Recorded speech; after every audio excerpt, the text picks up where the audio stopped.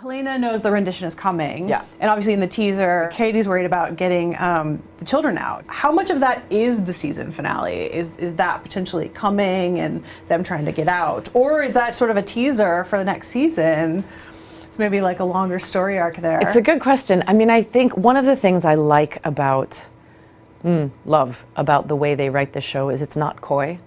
It doesn't sort of play around with you. You know, this whole like, is Charlie gonna come back?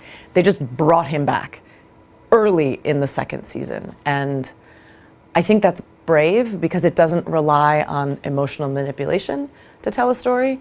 We're gonna tell a story and you're gonna watch it or you're not. It's not coy. And likewise, I don't think the season finale is coy. It's not a season finale that I think people are going to watch and be like, wait, stop it, that's the end? Oh, screw you guys. You know, we're not trying to make people so frustrated that they have to wait 8 months for a resolution.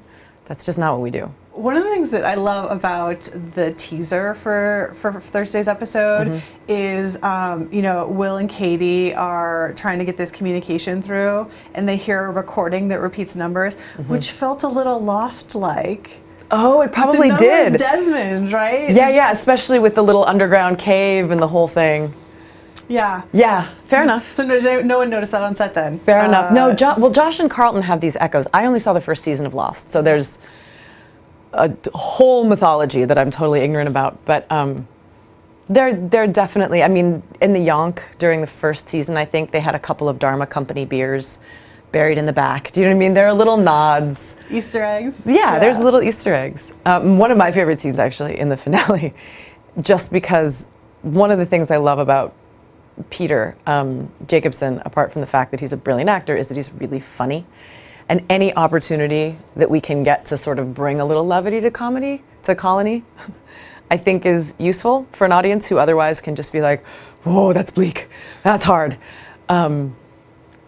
There's a great moment when he meets someone and then turns around and there's someone else there and he basically runs away.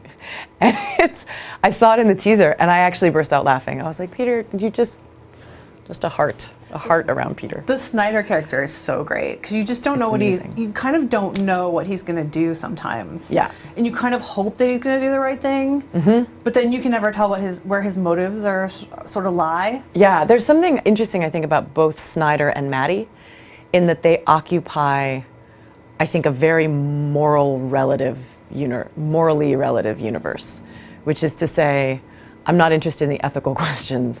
I would like to get through this with my skin intact. And it's an understandable position. And they, you know, what they've done with these characters over this season, I think is really interesting because they give you real moments of heart to connect with each one of them. And then they give you moments of, oh no, he didn't. And yeah, that's Colony. The great news is season 3 is a go of Colony, where you got the news that came out yesterday. It was amazing. Actually, you know, I found out a few days before. I was, you know, Ryan and Carlton are kind enough to call us in person for those seasons, although I never know when the call comes in if it's going to be good news or bad.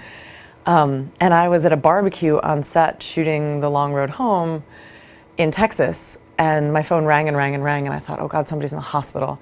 And I picked it up, and I talked to them, and then I came back in, and it was the sweetest, warmest, like, to be in a group of a dozen actors who all just immediately get it. It was this collective, like, oh my God, and, you know, and I was shooting in Vancouver, which is amazing because that's kind of my backyard. Yeah, I'm over the moon. I'm over the moon.